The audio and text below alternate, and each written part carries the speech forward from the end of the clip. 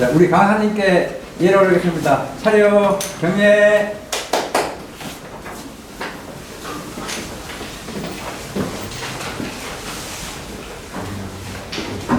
네,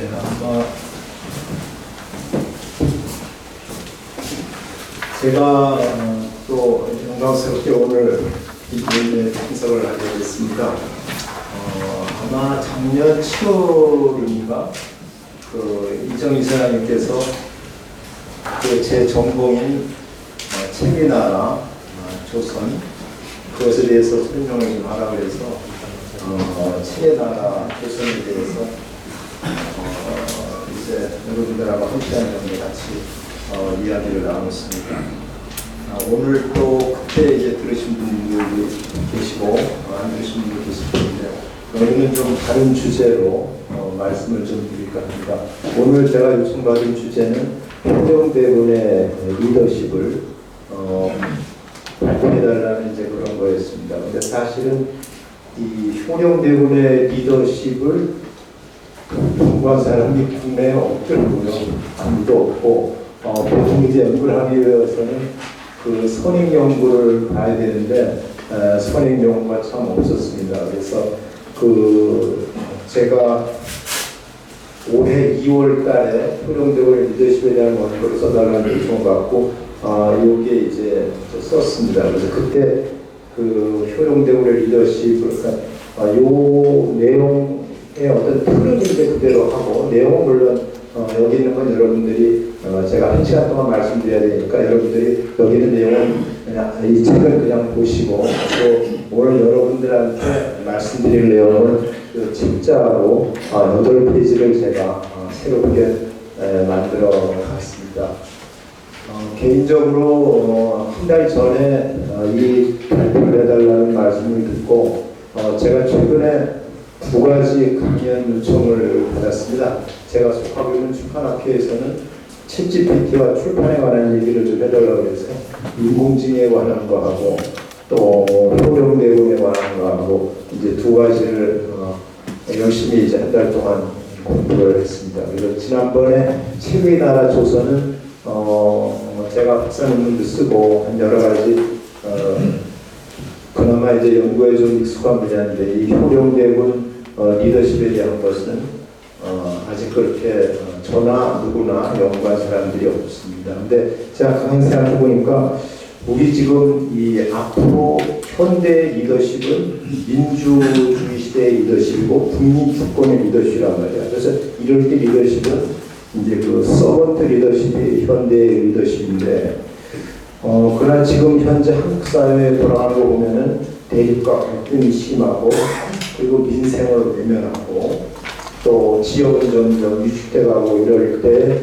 우리가 어떤 리더십을 찾아야 될 것인가 가만 보니까 지금 제가 말씀드린 이 3가지 문제점을 그대로 다 해결한 인물이 바로 효령대군이고 그의 리더십을 찾는 것이 우리 시대의 리더십의 비전을 제시할 수 있겠다 이런 생각을 해봅니다.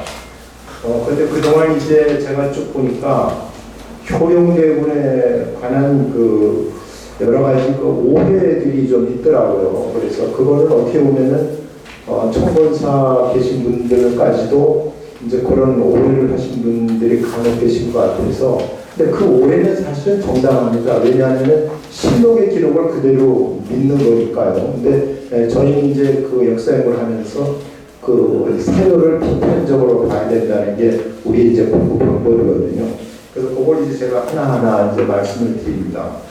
우선 승려가 되었다는 거는 일반인들은 그렇게 알고 있거든요. 저도 사실 그전에 그렇게 알고 있었습니다. 근데 승려가 된 건 아니고 그 대신 불제자가 되겠다고 직접 얘기를 하십니다. 무슨 얘기인가 하니 그러니까 승려의 승직은 오히려 두지 않고 진짜 석가모니 부처님이 사셨던 그 일생을 그대로 따라가고자 하신 거예요. 그러니까 석가님이 사셨던 그 일생이라고 하면 간단하게 2가지입니다. 하나는 진리의 세계의 깨달음, 생로병사를 극복하는 진리의 세계의 깨달음을 얻는 것이고 그 깨달음을 얻어서 방관하는 것이 아니고 다시 중생을 구제하기 위해서 민중을 구원하기 위해서 나온 겁니다. 그래서 이런 그 정신이 그대로 이제 효령대군이 91세까지 사시면서 지켰던 정신이다. 이렇게 말씀을 드릴 수가 있고요. 그러나 승려는 아니었다는 걸 이제 분명히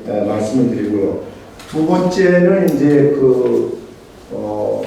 세자가 되지 못했기 때문에 그 다음부터 운둔을 했다. 그래서 저기 이제 관악산 쪽으로 와서 세상을 등지고 운둔했다는 거, 이거는 잘못돼도 크게 잘못된 것입니다. 실록을 보면은 세종이 이제 왕이 된 이후에 조금이라도 애매한 게 있으면 항상 불렀어요. 항상 부르고 거기 실록에 보면은 세종이 찾아왔는데 저녁 늦게까지 있다 왔더라. 이게 한두 시간 얘기한 게 아니고 거의 그냥 하루 종일 있다 왔더라. 이런 이제 기록들이 계속 있거든요. 그러면서 국정에 어떤 아주 적극적인 자문 역할을 해주고, 이거는 세종 때뿐만 아니라 세종 때도 그렇고 성종 때까지 91세까지 사시면서 계속 그 역할을 했더라고요. 그래서 은둔자로 살았다는 거, 이거는 세간의 오해다, 이런 말씀을 이제 드릴 수가 있고요.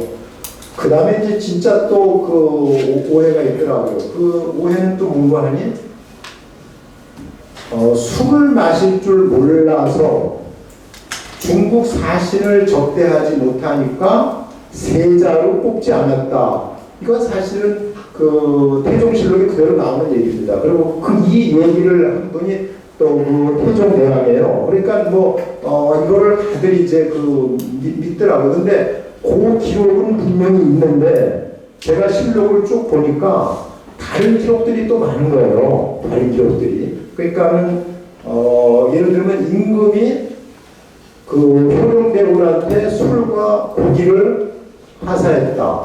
술과 음악을 주었다. 이런 기록도 많고, 그 다음에 효령대군이 술을 종친들이 줄 때는 어떻게 주느냐 하는 복도가 다 나와요. 요게 이때 제가 이제 일부러 이제 보여드린 거고, 또 하나 가장 중요한 건 뭐냐면 사신접대를 할 수 없다고 태종이 그렇게 얘기를 했는데도 불구하고 사신이 오면은 태종이 바로 효령대군한테 명령을 내리는 겁니다. 가서 사신을 접대하라고. 그러니까 태종 때도 사신을 접대했고요.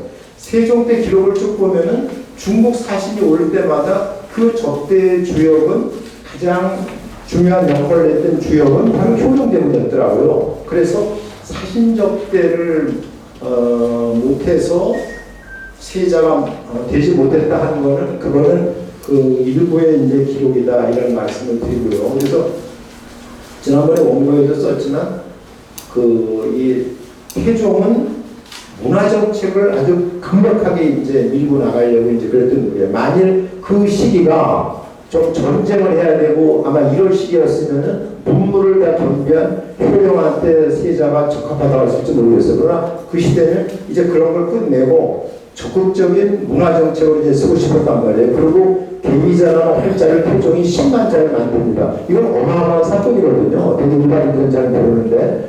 그래서 이제 그렇게 하고 이걸 이어받을 사람이 누구냐. 그러니까 이제 이 세종의 이 학문적인 지식에 대한 정보에 대한 게 너무너무 뛰어나기 때문에 사실은 이제 양령이 공부를 못해서 나간 게 아니에요. 어떻게 보면 참 이런 비유를 하고 싶어요. 양령은 반에서 한 1등 정도 하는 공부 수준이었고, 수준이라든가 좋아하는 게, 효령은 전교에서 한 1등 정도 하는 수준이었다면은, 이 세종이라는 인물의 이 지식과 학문의 폭이라는 거는 전 세계적인 수준이었던 거예요. 그래서 양령의 세자였던 병계량이 늘 이제 고민을 해요. 그러니까 어떻게 보면 이제 그 관계에서 양령은 도저히 따라갈 수 없다. 그리고 또 뭐가 있냐면은 아까운 거예요. 이제 태종이 볼 때는 늘 아까워서 이 충령을 시키긴 시켜야 되는데 그렇다고 이걸 꺾을 수도 없고, 아까운데 이제 무슨 사건이 있었냐면 이런 사건이 있어요. 남재라는 인물이 여러 대신들도 있고 세종 충령이죠. 충령이 있는 데서 무슨 얘기를 하는 거 아니? 이렇게 그러니까 이제 제왕의 도를 공부할 필요가 있습니다. 있겠습니까? 어차피 왕이 못 될 거니까 공부 그렇게 열심히 할 거 있겠습니까? 그러니까 이제 세종은 온갖 정책을 다 이뤘죠. 그럴 때 이제 남재라는 인물이 뭐라 그러냐면은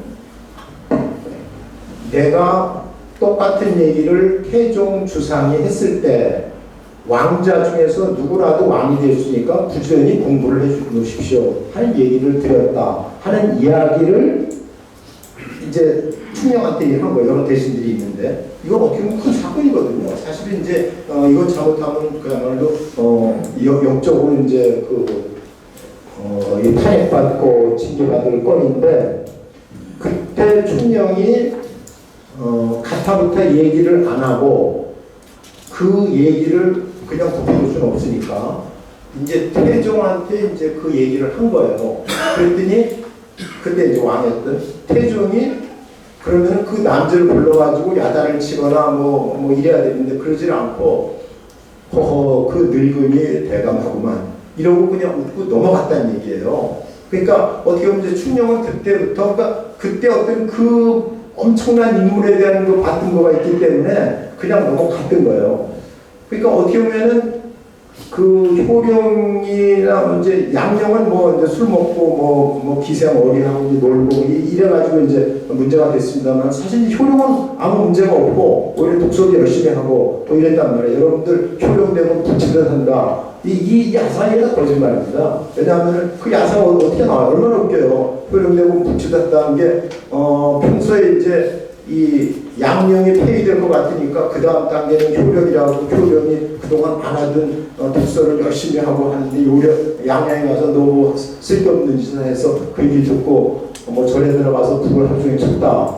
그래서 효령대군 부칠한다. 이건 엉터리입니다. 그 엉터리라는 게 최근에 그 인터넷 백과사전에 보면 다 나와요. 왜냐하면은 늘 독서를 열심히 했으니까 굳이 뭐 다른 독서할 필요 없고 양령이 효령한테 가서 그렇게 얘기할 계제도 아니고 이건 그냥 말하자면은 그 일반인들의 심리에서 그렇게 야사를 지어낸 거거든요.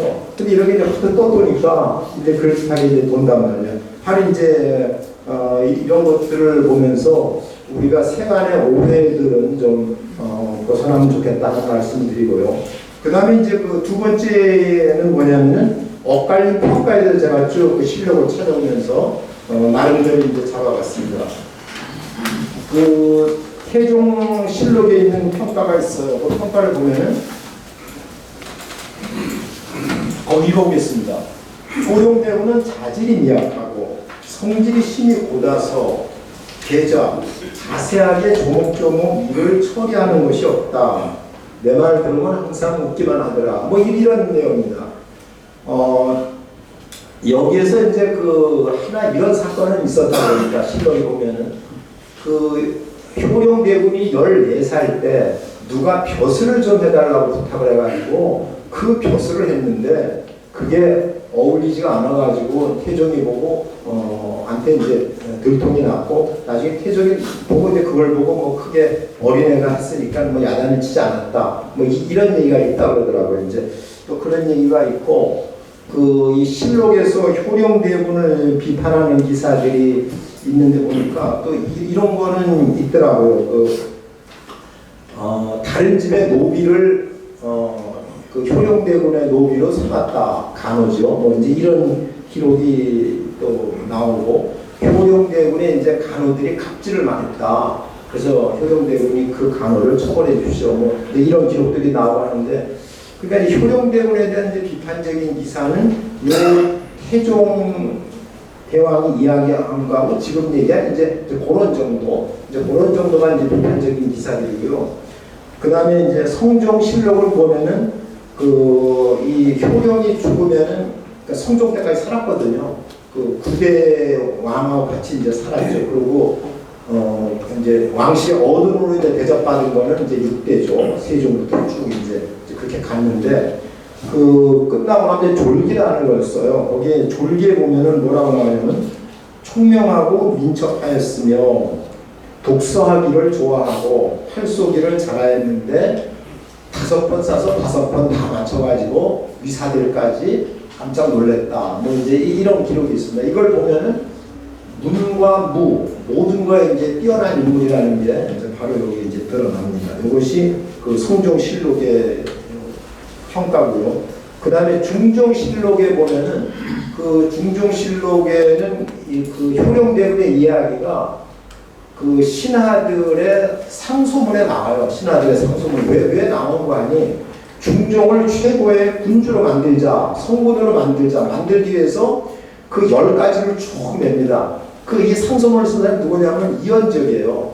그러니까 아주 깐깐한 사람들입니다. 그 밑에 또 이제 이황이 있고, 그야말로 이 깐깐한 이제, 이 그 대신들이 뭘 어떻게 쓰냐면은 임금의 여러 가지 덕목 중에 사치하지 마라. 그리고 사치하지 않고 검소하게 잘 산 사람의 예로 효령대군을 들었더라고요. 그래서 바로 이제 그 얘기가 거기 나옵니다. 그래서 효령대군은 성품이 잘못 겸허하고 소박하여 화려한 집에 살기를 싫어하여서 초가를 지어 늘 그 안에서 살았는데 마침내 수가 90이 넘었다. 뭐 이런 얘기가 있단 말이에요. 그러면서 이 효령대군을 본받아서 임금도 사치하지 마라. 뭐 이런 식으로 얘기를 이제 하고 있습니다. 그래서 그 여기 이현적을 찾아보니까 아주 깐깐한 성리학자로 그렇게 봤습니다. 그 다음에 또 이제 그 변계랑이라는 인물이 있어요. 이 변계랑 인물은 양령이 세자일 때 스승이었고, 이제 세종이 또 세자가 되니까 스승이고, 왕자들을 다 가르치고, 그런 당대 어떤 그 최고의 지식인이죠.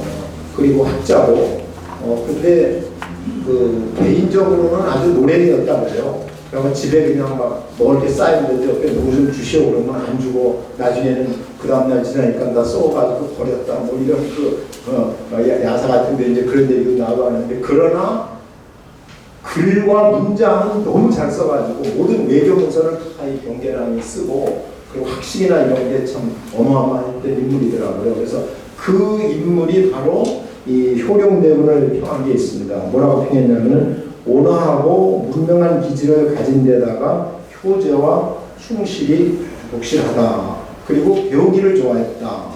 그리고 겸손했고 교만한 기색이 없으니 훌륭하다.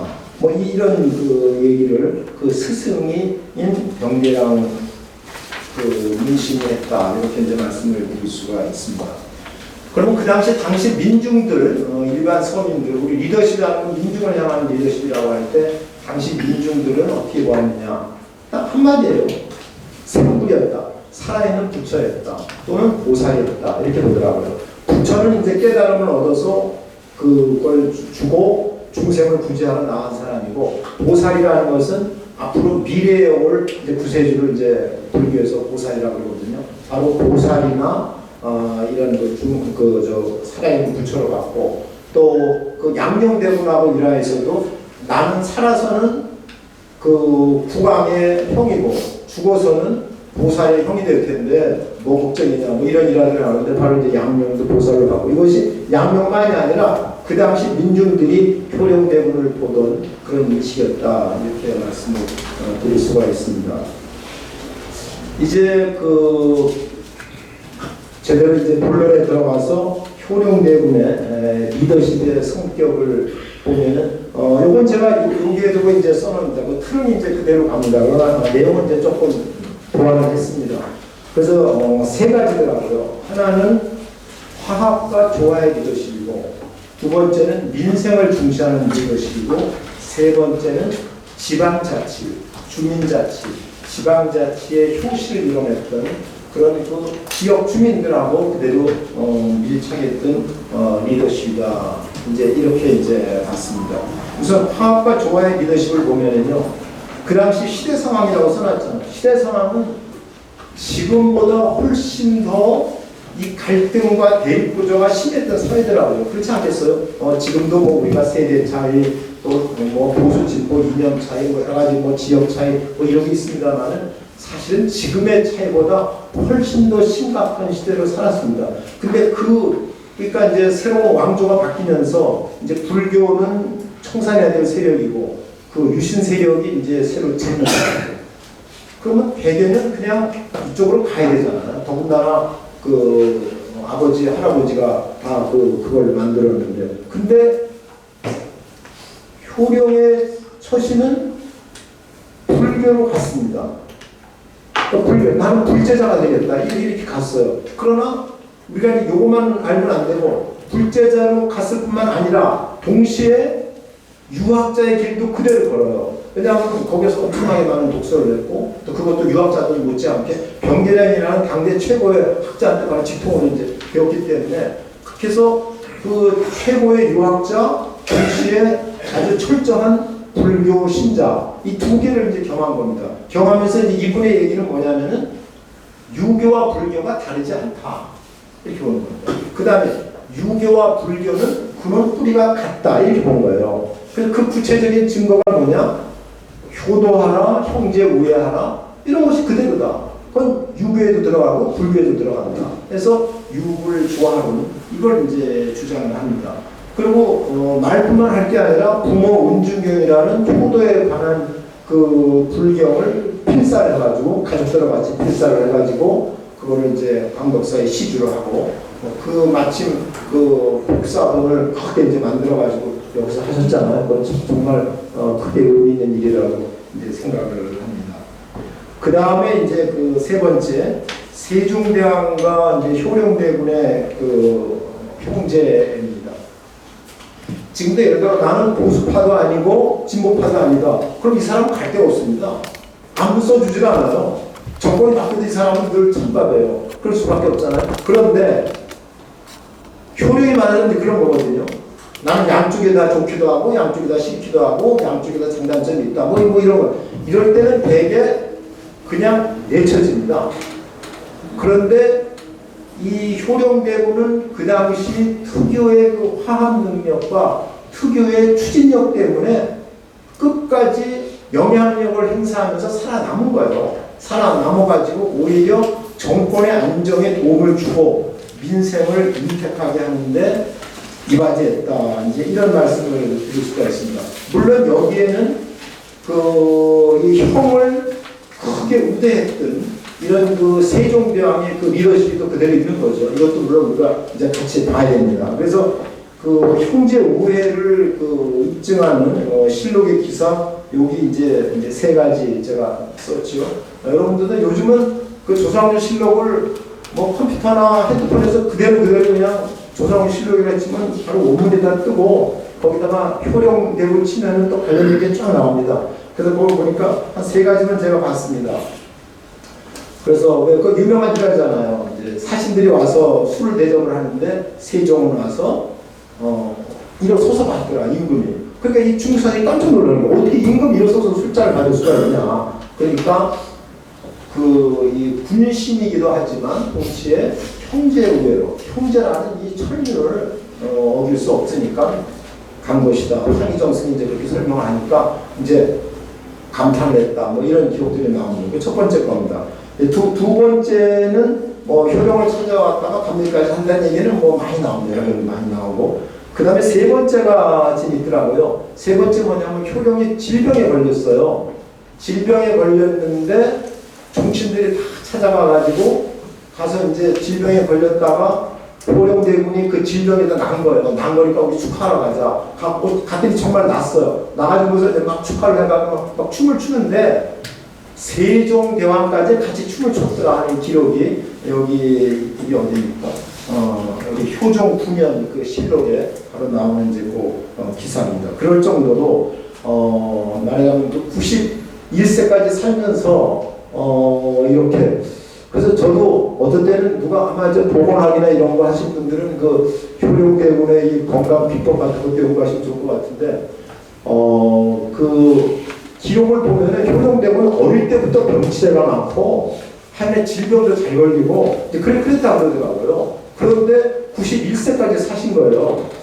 그래서 저는 이제 이걸 보면서 그 우리나라에는 지금 104세를 사시면서 활동하시는 분이 계시잖아요. 김영석 교수님이라고. 그래서 그분이 최근에 김영석의 인생문답이라는 걸 이제 책을 썼는데 거기에 보니까 이 건강 비법에 대한 얘기가 있더라고요. 하나만 소개를 해드리면은 자기가 이제 친구들이 100세가 넘었으니까 100세가 넘은 친구들이 한 7명이 있대요. 7명이 있는데 그 친구들의 공통점이 두 가지더랍니다. 하나는 욕심이 없더래요.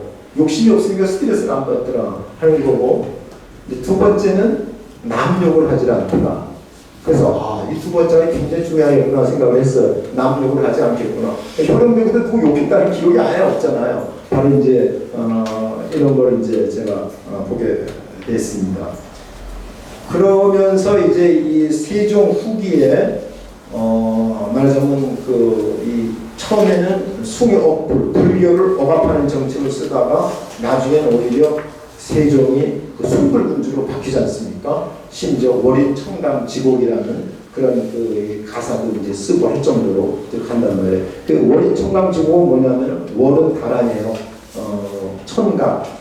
달에 한 번 비치면은 그게 1000개 강에 그대로 다 비친다는 겁니다. 그래서 그 어떤 부처의 그 은덕을 이렇게 기리는 그런 이제 글도 쓰고 할 정도로 이제 그렇게 간 것이 뭐냐? 그게 간 것이 결국은 효령대군의 그 리더십, 효령대군의 영향력 때문이다 이렇게 보고요. 또 이것이 특히 그 세조대에 오면서는 아주 뭐 커지죠. 이게 엄청나게 이제 영향력을 발휘하고 나중에 아주 세조는 스스로가 그 뭡니까 이 번역가 왕이 되잖아요. 불경을 다 직접 이제 번역을 합니다. 그렇게 하고 어떻게 보면 그 효령대군의 입장을 우리가 가만히 생각해 보면 효령대군은 생각을 해보세요. 자기 아버지도 그냥 막 이 왕이 때문에 피 흘리는 거를 이제 겪었잖아요. 그 다음에 또 그 세조 조카인 세조도 또 찬탈하면서 많은 피를 흘리고 자 이럴 때 이거를 어떻게 할 거냐 결국은 여기서 그 살생을 금지했던 불교를 널리 펼치자 이런 쪽으로 간 게 아니냐 해서 이 불경 불사라든가 우리는 이제 뭐 원각사 짓고 이런 것만 아는데 조사를 자료를 찾아보면은 범정도 만들고 그 불화도 만들고 그 불경도 원해하고 뭐 이런 그 불교 관련 일을 엄청나게 많이 했더라고요. 그래서 이것이 결국은 그 당시에 시대를 치유하기 위해서 그런 작업을 한 것이 아닐까. 제가 이제 그런 생각을 합니다. 이렇게 시대를 치유하기 위해서 불교에 몰입을 했단 말이에요. 그리고 그거를 본인만 한 게 아니라 광범위하게 펼치는 이제 이런 일을 했는데 이런 일을 하는 데에 가장 크게 이제 동조했던 인물이 바로 이 세조라는 이제 이런 인물입니다. 그래서 여기에서 제가 또 이제 특히 놀란 게 뭐냐면 여러분 세조가 이제 천판을 하니까 성삼문 이런 분들은 이제 사육신으로 죽지 않습니까? 그리고 뭐 죽지는 않아도 세조의 천판에 나는 동조할 수 없다. 그리고 이 세상을 등지고 방랑하고 음둔하고 이런 사람들이 많은데 그 방랑한 인물 중에 하나가 김시습이란 말이에요. 그런데 그 세조가 불경을 번역을 하고 이거를 번역 원고를 교정을 받아야 되는데 누가 죽을까? 당대의 최고의 학자, 불교라는 최고의 학자는 김시습이다. 이렇게 이제 효령대군이 생각을 하고 김시습을 찾아가서 김시습이한테 세조의 불경 원해하고 교정을 봐라. 이렇게 한 거예요. 제가 이 매월당 전집 보면서 깜짝 놀랐어요. 아니, 김시습이라는 인물을 세조한테 그렇게 세조의 일을 도와달라고 부를 수가 있는가 하는 얘기예요. 불렀더라고요. 그래서 그 내불당에 거기 가서 그 얼마 동안 교정을 보고 그 다음에 원각사를 짓지 않습니까? 원각사를 지니까 또 거기 가가지고 그 원각사 찬시까지 져요. 찬시를 딱 보고는 그 세조가 너무 잘 썼다. 어떻게 이렇게 글을 잘 쓰냐 하면서 그 찬시가 이제 검색하게 나오더라고요. 최근에 그 매월당 전집에는 내가 찬시를 졌는데 지금 어디 뒀는지 모르겠다 이런 기록이 나오는데 요새 검색을 할 때 또 나오더라고요. 그런데 이 그 김시습이가 그 효령대군이 주선을 해서 세조가 오라 그러니까 가지는 않더라고요. 가지는 않고 병을 핑계로 가지는 않되 그 세조를 찬양하는 공덕시나 공덕글을 썼더라고요. 그래서 여기 제가 지금 소개해준 게 매월당 전집에 나오는 그 세조의 공덕을 찬양하는 그런 글입니다. 그리고 세조의 공덕을 찬양하는 시조도 썼더라고요. 그건 제가 여기 인용 안 했습니다. 혹시 보시는 분들은 매월당 전집 구력이 나왔어요. 이렇게 조그만 책에 나왔는데 그 발행지는 또 강원도더라고요. 일반 출판사는 아니고 거기에 그 매월당 제가 써놨는데 매월당 속집 제2권 그 항을 보시면은 요 김시숙과 세조와의 관계가 쭉 나옵니다. 혹시 관심 있는 분들은 거기를 찾아 보시면 좋을 것 같습니다. 그 정도 말씀을 드리고요. 그 다음에 두 번째 이제 민생 중시 리더십입니다. 이거는 굉장히 중요한 것 같아요.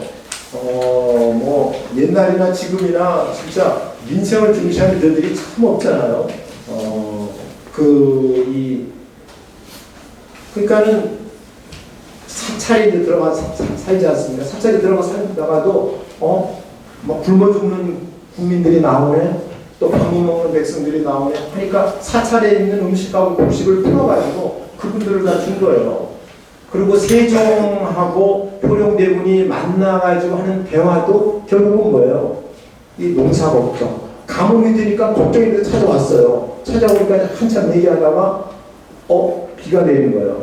그래서 그 효령의 정자 이름을 나중에 희우전이라고 했다가 다 아주 유명하게 알려진 얘기 아닙니까? 바로 이제 이런 것들을 보면서 그 민생 중시의 그런 리더십이다 하는 걸 알 수가 있고요. 그 다음에 이 애민정신입니다. 이제 애민정신이 보니까 두 번째 제가 애민정신을 써드렸는데 이제 이거는 뭐냐면은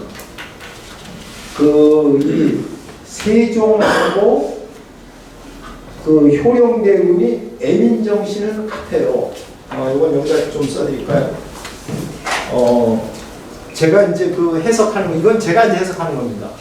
세종하고 효령하고 애민정신은 같은데 예를 들어 이런 겁니다. 세종은 글자를 만든단 말이에요. 쉬운 글자를 이제 서민은 글자를 이제 창제합니다. 근데 창제는 하지만 반포는 못해요. 반포를 누가 합니까? 반포를 효령대군. 만일 반포가 아니고 반포는 못했고 반포를 못하고 활용을 한 거예요. 그러니까 창조적인 아이디어로 세종은 창제를 했고 효령은 리더십으로 그걸 활용을 시킵니다. 이게 이제 언해 사업이에요. 사실은 이제 앞으로 효령대군의 언해 같은 것도 크게 우리가 연구해야 될 거라고 봅니다. 이거는 국락에서 더는 조금 연구가 나왔더라고요. 그 다음에 이제 세종은 뭐냐면은 아이디어가 엄청 좋잖아요. 아이디어가 엄청 좋고 그 다음에 설득하는 리더 이렇게 간단 말이에요. 그러면 이제 효령은 어떤 리더십이냐면 효령은 겸양입니다. 겸양 리더십이. 그리고 설득을 한다기보다도 효령의 리더십은 그냥 민중 속에서 그냥 살아요. 그냥 민중들이 생물이라고 부르는 거고 같이 살지 않으면 뭐 살아있는 부처인지 보살인지 알 게 있겠어요. 그러니까 이게 그러니까 이런 이 세종의 리더십하고 효령의 이 리더십이 합치면서 시너지 효과를 일으켜서 그 세종 시대가 우리가 나중에 태평성대라고 이제 이렇게 부르는데 사실은 그 세종 시기를 보면은요 흉년이 제일 많이 들었던 시기입니다. 실록으로 그렇게 나와요. 그리고 살인 사건이 제일 많이 나온 시기예요. 한번 그걸 여러분들 조선 왕조실록에 들어가서 세종 시대 살인하고 딱 쳐보세요.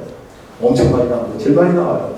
160건인가 몇 건이 나왔는데 영조 시대에는 훨씬 오래 살았잖아요. 그것도 정통성 시기도 북부리는데도 그때는 60몇 개밖에 안 나와요. 그러니까 그 시기를 극복을 한 거예요. 흉년 들고 살인사건 많고 왜냐하면 위에서 그냥 뭐 왕이 찬탈하고 뭐 이런 일이 막 이제 벌어지는 시대니까 바로 이제 이런 시기에 그 어떤 그 애민 정신을 가지고 살아있는 보살로서의 평가를 들을 정도의 활동을 민중 속에서 같이 했다는 겁니다. 근데 또 이렇게 민중 속에서 같이 하는 이것이 지금 보면은 인간성이 좋아서 이런 게 아니에요. 이거는 인간성의 문제가 아니라 그 당시에 그 권력자들, 대신들, 유신들, 학자들 이 사람들의 온갖 비난을 무릅쓰고 이렇게 세운 겁니다. 엄청난 얘기더라고요. 그래서 이런 얘기는 실록 보면 다 나와요. 실록에 보면 뭐라고 나오냐면은 장사치들 또 그 물에서 떠돌뱅이 말하자면 이제 중들, 엉터리 중들 왜 효령대군은 그런 친구들하고 노느냐 창피하다. 어떻게 왕실의 어른이 그러고 있느냐. 그걸 제가 그래서 여기 적어드린 겁니다. 여기 보면 5페이지, 5페이지, 6페이지에 그 대신 효령대군이 수육제를 한다 그러면은 뭐 일반 서민뿐만 아니라 양반 부녀자들이 음식을 잔뜩 갖고 와요. 왜? 생물이라고 생각을 했기 때문에. 바로 이게 이제 어마어마한 시너지 효과를 내는 겁니다. 그리고 그 다음에 여기 보면은 여기 5페이지하고 6페이지에 걸쳐서 길사순, 6페이지 보면 길사순의 상수문이 나오잖아요. 이 길사순이 누구를 찾아봤어요? 길사순이 길제의 아들이더라고요. 그 야옹 길제 아시죠? 그러니까 길제가 나는 불사이군을 할 수 없으니까 불사이군이니까 너는 가서 그냥 해라 이렇게 한 거예요. 그러나 그 어떤 꼬장꼬장한 거는 그대로 이어받아가지고 이 길사순이 이 효령대군을 이 비판하는 기사를 상소문을 이렇게 쓴 겁니다. 그러나 저는 그 상소문을 읽으면서 이거야말로 현대 리더십이다. 가장 천대받는 사람들과 같이 어울리면서 그들 속에서 리더십을 발휘하는 거, 이것이 바로 지금 우리 시대가 요구하는 리더십이 아닌가, 이제 이런 생각을 저는 이제 역으로 이제 하게 됩니다. 그 다음에 또 사원에서도 상소문을 냅니다. 사원에서도. 그래서 그 장사치들 뭐 막 하는데 거기다가 또 무슨 시주 효령대군이라고 크게 써니까 어떻게 장사치 같이, 옛날 장사치는 뭐야? 산업공사에서 제일 밑바닥 그 직업이었잖아요. 그 갑오개혁이 일어나기 이전까지도 양반은 장사를 하면 안 됐습니다. 양반이 장사할 수 있는 건 1894년에 갑오개혁 이후에 장사를 좋다 이렇게 된 거예요. 그러니까 산업, 선비가 농사지을까지는 봐줘도 그 애는 안 되었거든요. 바로 그 시기에 왕실의 최고 어른이 장사치들하고 어울려서 놀았다. 뭐 이런 얘기입니다. 그러니까 이제 사원부에서 비판 상소가 나온 거죠. 자, 이런 얘기입니다. 그 다음에 이제 저는 이제 이걸 보면서 항상 왕실에 어울리지만 서민 대중을 시선이 향했다. 이제 이렇게 이제 보게 되더라고요, 저는. 그러면서 어떤 그 민심은 천심이다. 소경에 보면은 나라는 백성에 의지하고 백성은 그러니까 백성은 나라에 의지하지만 나라라는 거는 백성에 의지해야 된다는 바로 이 소경의 정신, 이 정신을 이제 그대로 실천하는 인물이 아닌가 이제 봅니다. 그래서 이런 실천은 이제 구체적으로 저 산골짜기에 있는 그 한웅을 찾아가가지고 주민자치를 하는 대로 발전합니다. 거기에 제가 6페이지에 세 번째 나온 주민자치 리더십이에요. 아마 이건 여러분들 잘 아실 거예요. 그 향헌 56조 이렇게 나오지 않습니까? 여기 보니까 태조가 그 향목 41조를 내고, 이게 또 실록의 기록을 보니까 태조가 지시를 해서 효령대군이 향헌 56조를 썼다. 뭐 이런 실록 기사들이 많이 나오는데 이거는 제가 보니까 이 나이대별로 맞지 않아요.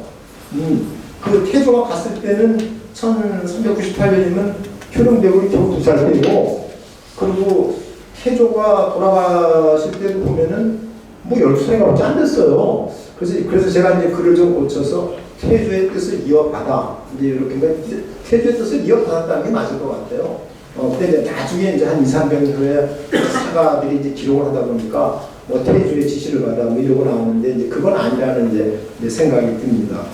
그래서 이 향헌 56조, 향헌 56조에 대해서는 제가 여기다가 이제 이제 소개했기 때문에 오늘은 뭐 이제 그거 참조하시면 될 것 같고, 오히려 이제 오늘 말씀드리고 싶은 것은 이 향헌을 한 것이 바로 이 마을 공동체, 주민 공동체, 지금 말하면 지방자치 단체의 역할을 그대로 했다는 것을 실록의 기사를 보고 알게 됐어요. 그 실록의 기사를 제가 여기 소개해 드리는 게 6페이지하고 7페이지에 공이 요게 나오는 겁니다.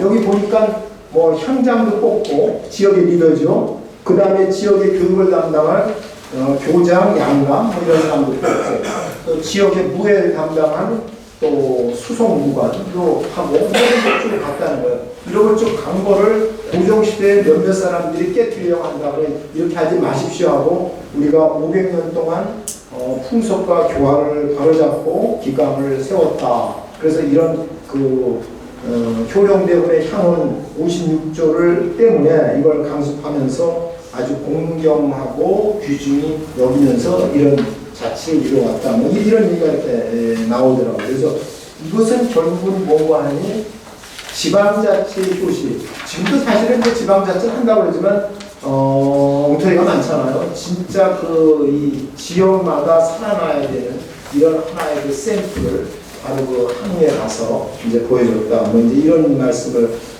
드릴 수가 있겠습니다. 그래서 지금 그 효령대군 리더십의 내용 또는 성격이 지금 말씀드린 요 세 가지를 제가 이제 말씀을 드리고요. 이제 마지막으로 이제 말씀드릴 것이 그러면은 효령대군의 리더십이 오늘 우리 사회에서 갖는 의미가 뭐냐 하는 말씀을 좀 이제 드려야 될 것 같습니다. 사실은 이제 효령대군 리더십을 하기 위해서 제가 리더십에 대한 그 자료도 좀 찾아보고 리더십에 대한 이제 공부를 했습니다.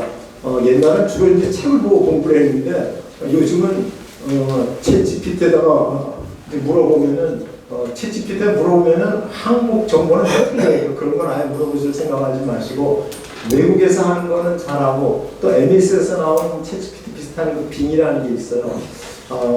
거기를 이제 보니까 최근에 리더십이 어떤 리더십이냐면 서번트 리더십이라는 건 잘 알려졌고요. 이제 그보다 한 단계 더 나간 리더십이 그 레저넌트 리더십이라고 거기 제가 아마 써드렸을 겁니다. 여기 써놨죠. 두 번째 1, 2, 3의 그 세 번째요. 요 레저넌트 리더십이라는 건 뭐냐면은 직역을 하면 이제 이렇게 그 레저넌트에 공명한다는 뜻입니다. 그래서 의역을 하니까 마음을 움직이는 리더십 또 이렇게 의역을 했더라고요.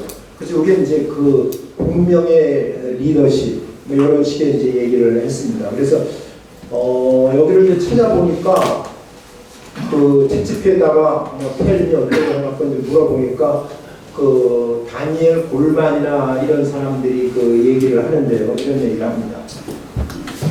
그래서 이 공명 리더십이 바로 그 지금 현대 세계에서 리더십의 가장 모범적인 예라고 하는 이것을 우리 효령대군이 갖고 있다 하는 이제 그 생각을 해봤는데요. 이게 뭐냐면은 신뢰, 존경,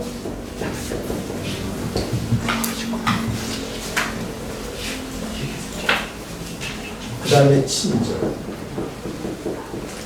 그러니까 이게 무슨 얘기인 거 아니에요?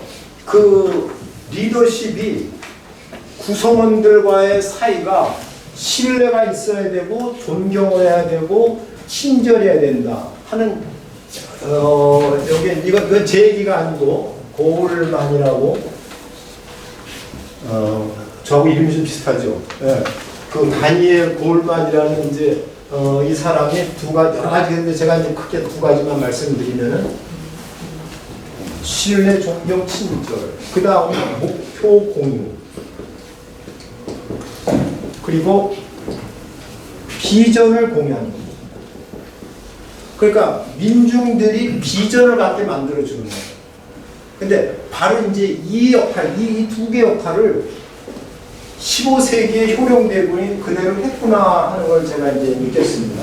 그래서 이 공명 리더십, 바로 이제 그것이고, 그래서 제가 이제 그럼 우리 사회에서 피해야 될 리더십은 뭐냐? 거기 여기까지 쭉 써봤죠. 이념, 세대, 지역, 갈등 요소를 통합시켜서 정치적 이익을 얻으려는 리더십. 화합이 아니라 대립과 갈등을 조장하는 리더십. 민생을 외면하는 리더십. 지방자치제를 훼손하는 리더십. 이렇게 해봤고. 그 다음 페이지에 8페이지를 넘기면은 오늘날 우리 사회에 필요한 리더십은 어떤 리더십인가? 제가 이제 6가지를 잡아봤습니다. 첫째는 양보와 타협 속에서 화합을 이끌어낼 수 있는 그런 겸양의 리더십. 그 다음에 두 번째는 가난하거나 고통받는 사람들을 보살피는 리더십. 세 번째는 경직된 관료들의 비판을 이겨내며 천대받는 사람들 속에서 그들과 어울릴 수 있는 리더십. 네 번째는 민심이 천심임을 깨닫고 국민들을 섬기는 서번트 리더십.